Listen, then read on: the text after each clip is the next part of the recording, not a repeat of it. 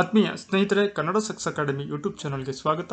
ಈ ಒಂದು ವಿಡಿಯೋದಲ್ಲಿ 5ನೇ ತರಗತಿಯ ಕನ್ನಡ ವಿಷಯಕ್ಕೆ ಸಂಬಂಧಪಟ್ಟ ಹಾಗೆ ಪದ್ಯ 1 ಹುತ್ತರಿಯ ಹಾಡು ಈ ಒಂದು ಪದ್ಯದ ಪ್ರಶ್ನೋತ್ತರಗಳನ್ನು ಈ ಒಂದು ವಿಡಿಯೋದಲ್ಲಿ ನೋಡೋಣ. ದಯವಿಟ್ಟು ಈ ವಿಡಿಯೋವನ್ನು ಕೊನೆಯವರೆಗೂ ವೀಕ್ಷಿಸಿ. ಹಾಗೆಯೇ ನಮ್ಮ ಈ ಒಂದು ಪ್ರಯತ್ನ ಇಷ್ಟವಾದಲ್ಲಿ ನಮ್ಮ ಚಾನಲನ್ನು ಸಬ್ಸ್ಕ್ರೈಬ್ ಮಾಡಿ. ಹಾಗೆ ಈ ಒಂದು ವಿಡಿಯೋವನ್ನು ನಿಮ್ಮ ಸ್ನೇಹಿತರಿಗೂ ಕೂಡ ಶೇರ್ ಮಾಡಿ. ಮೊದಲ ಪ್ರಶ್ನೆ, ಕಾವೇರಿಯು ಹೇಗೆ ಹೊಳೆಯುತ್ತಾಳೆ?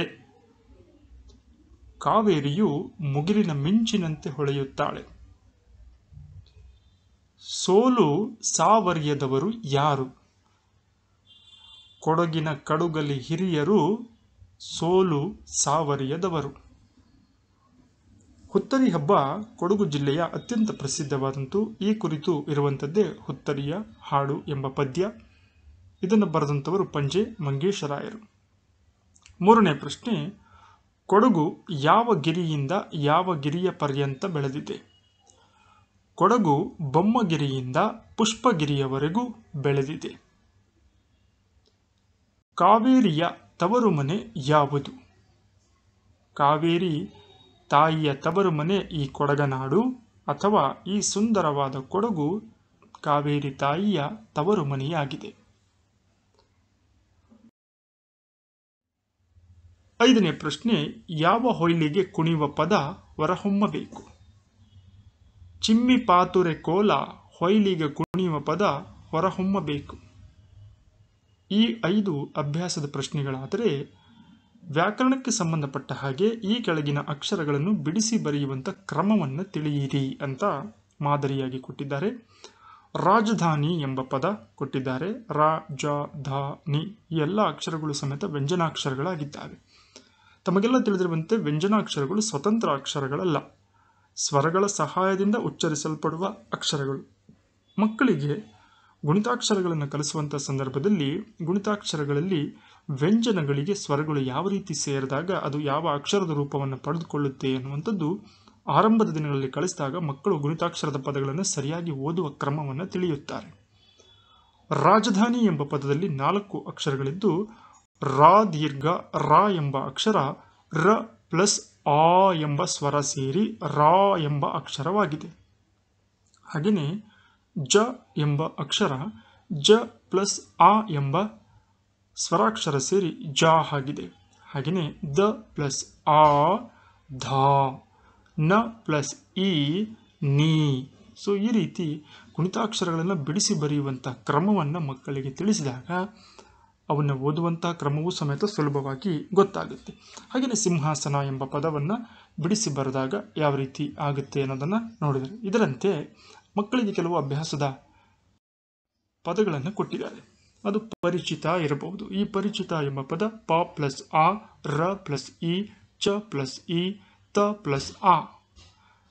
ಬಾಯಾರಿಕೆ ಎಂಬ ಪದ ಬ ಪ್ಲಸ್ ಆ, ಯ ಪ್ಲಸ್ ಆ, ರ ಪ್ಲಸ್ ಇ, ಹಾಗೆಯೇ ಕ ಪ್ಲಸ್ ಎ. ಹೀಗೆ ಬಾಯಾರಿಕೆ ಎಂಬ ಪದವನ್ನು ಬಿಡಿಸಿ ಬರೆಯುವಂತಹ ಕ್ರಮವನ್ನು ನೋಡಿದ್ವಿ. ಮಾದರಿಯಂತೆ ಬಿಡಿಸಿ ಬರೆಯಿರಿ ಅನ್ನುವಂತಹ ಪದಗಳನ್ನು ಕೊಟ್ಟಿದ್ದಾರೆ. ಕನಿಕರ ಎಂಬ ಪದವನ್ನು ಅವರು ಬಿಡಿಸಿ ಬರೆದಿದ್ದಾರೆ. ಅದರಂತೆ ಸಹಕಾರ ಎಂಬ ಪದವನ್ನು ಮಾದರಿಯಂತೆ ಮಗು ಬಿಡಿಸಿ ಬರಿಬೇಕು. ಸ ಪ್ಲಸ್ ಆ, ಹ ಪ್ಲಸ್ ಆ, ಕ ಪ್ಲಸ್ ಆ, ರ ಪ್ಲಸ್ ಆ. ಹೀಗೆ ಪರಿಣಿತಿ ಎಂಬ ಪದ, ಚೇತನ ಎಂಬ ಪದ, ಪ್ರವಾಸ ಎಂಬ ಪದ, ಹಾಗೆಯೇ ಭಯಾನಕ ಎಂಬ ಪದವನ್ನು ಬಿಡಿಸಿ ಬರೆಯುವಂತಹ ಕ್ರಮವನ್ನು ಮಕ್ಕಳಿಗೆ ಅಭ್ಯಾಸ ಮಾಡಿಸಬಹುದು. ಕೆಳಗಿನ ಗುಣಿತಾಕ್ಷರಗಳನ್ನು ಕೂಡಿಸಿ ಬರೆಯಿರಿ. ಬಿಡಿಸಿ ಬರೆಯುವಂತಹ ಕ್ರಮ ಮಕ್ಕಳಿಗೆ ಸ್ಪಷ್ಟವಾಗಿ ಗೊತ್ತಾದಾಗ ಇನ್ನು ಕೂಡಿಸಿ ಬರೆಯುವಂತಹ ಪದಗಳನ್ನು ಕೂಡ ಸ್ವಲ್ಪ ಅಭ್ಯಾಸವನ್ನು ಮಾಡಿಸಬೇಕು. ಇಲ್ಲೇನು ಮಾಡಿದರೆ ಸ ಪ್ಲಸ್ ಆ, ರ ಪ್ಲಸ್ ಓ, ವ ಪ್ಲಸ್ ಆ, ರ ಪ್ಲಸ್ ಆ ಇವನ್ನು ಬಿಡಿಸಿ ಬರೆದಿದ್ದಾರೆ. ಅವನ್ನು ಕೂಡಿಸಿ ಬರೆದಾಗ ಅದು ಯಾವ ಪದವಾಗುತ್ತೆ ಅಂತ ನೋಡಿದಾಗ ಸರೋವರ, ಹಾಗೆಯೇ ಚಳುವಳಿ, ರಹದಾರಿ, ಜಾಗೃತಿ. ನೋಡಿ, ಈ ಜಾಗೃತಿ ಎಂಬ ಪದವನ್ನು ಯಾವ ರೀತಿ ಬಿಡಿಸಿ ಬರೆದಿದ್ದಾರೆ. ಜ ಪ್ಲಸ್ ಆ. ಗೃ ಎಂಬ ಪದ ಗ ಪ್ಲಸ್ ರು ಅಕ್ಷರ ಸೇರಿದಾಗ ಗಾ ಒಟ್ಟರ ಸುಳಿ ಗೃ ಎಂಬ ಪದ ಅಕ್ಷರವಾಗುತ್ತೆ. ಹಾಗೆಯೇ ತ ಪ್ಲಸ್ ಇ ಜಾಗೃತಿ. ಹಿಮಾಲಯ ಎಂಬ ಪದ. ಹೀಗೆ ಈ ಒಂದು ಪದ್ಯದಲ್ಲಿ ವಿಶೇಷವಾಗಿ ಗುಣಿತಾಕ್ಷರಗಳನ್ನು ಅಭ್ಯಾಸ ಮಾಡಿಸೋದಕ್ಕೆ ಕೊಟ್ಟಿದ್ದಾರೆ. ಇದಾದ ನಂತರ ತುಂಬ ಮುಖ್ಯವಾದದ್ದು ಇನ್ನೊಂದೇನಪ್ಪ ಅಂದರೆ ಪಂಜೆ ಮಂಗೇಶರಾಯರು ಅಂದರೆ ಕವಿ ಪರಿಚಯವನ್ನು ಕೂಡ ಮಕ್ಕಳಿಗೆ ಅಭ್ಯಾಸ ಮಾಡಿಸಬೇಕು. ಶ್ರೀ ಪಂಜೆ ಮಂಗೇಶರಾಯರು ಕವಿಶಿಷ್ಯ ಎಂಬ ಕಾವ್ಯನಾಮದಿಂದ ಪ್ರಸಿದ್ಧರಾದಂತಹ ಶ್ರೀ ಪಂಜೆ ಮಂಗೇಶರಾಯರು 1874ರಲ್ಲಿ ದಕ್ಷಿಣ ಕನ್ನಡ ಜಿಲ್ಲೆಯ ಬಂಟ್ವಾಳದಲ್ಲಿ ಜನಿಸಿದರು. ಕವಿಶಿಷ್ಯ ಎಂಬ ಕಾವ್ಯನಾಮ ಯಾರದ್ದು ಅಂತ ಪ್ರಶ್ನೆಗಳನ್ನು ಕೇಳ್ತಾರೆ ಪಂಜೆ ಮಂಗೇಶರಾಯರು. ಹಾಗೆಯೇ ಅವರ ಜನ್ಮಸ್ಥಳದ ಬಗ್ಗೆ ಕೇಳಬಹುದು. ಮಕ್ಕಳ ಕವಿತೆಗಳ ಕಣ್ಮಣಿ ಅಂತ ಪ್ರಸಿದ್ಧರಾಗಿದ್ದಾರೆ. ವಿಶೇಷವಾಗಿ ಮಕ್ಕಳ ಕವಿತೆಗಳಿಗೆ ಸಂಬಂಧಪಟ್ಟ ಹಾಗೆ ಅತಿ ಹೆಚ್ಚು ಪದ್ಯಗಳನ್ನು ರಚನೆ ಮಾಡಿದಂತಹ ಕವಿಗಳಲ್ಲಿ ಪಂಜೆ ಮಂಗೇಶರಾಯರು ಕೂಡ ಒಬ್ಬರು. ಇವರು ಹುತ್ತರಿಯ ಹಾಡು, ನಾಗರ ಹಾವೆ, ಕೋಟಿ ಚೆನ್ನಯ್ಯ, ಗುಡುಗುಡು ಗುಮ್ಮಟ ದೇವರು, ಮಾತಾಡೋ ಮಾತಾಡೋ ರಾಮಪ್ಪ ಮೊದಲಾದ ಕೃತಿಗಳನ್ನು ರಚಿಸಿದ್ದಾರೆ. ಇವರು ಕ್ರಿಸ್ತಶಕ 1934ರಲ್ಲಿ ನಡೆದ 20ನೆಯ ಅಖಿಲ ಭಾರತ ಕನ್ನಡ ಸಾಹಿತ್ಯ ಸಮ್ಮೇಳನದ ಅಧ್ಯಕ್ಷರಾಗಿದ್ದರು.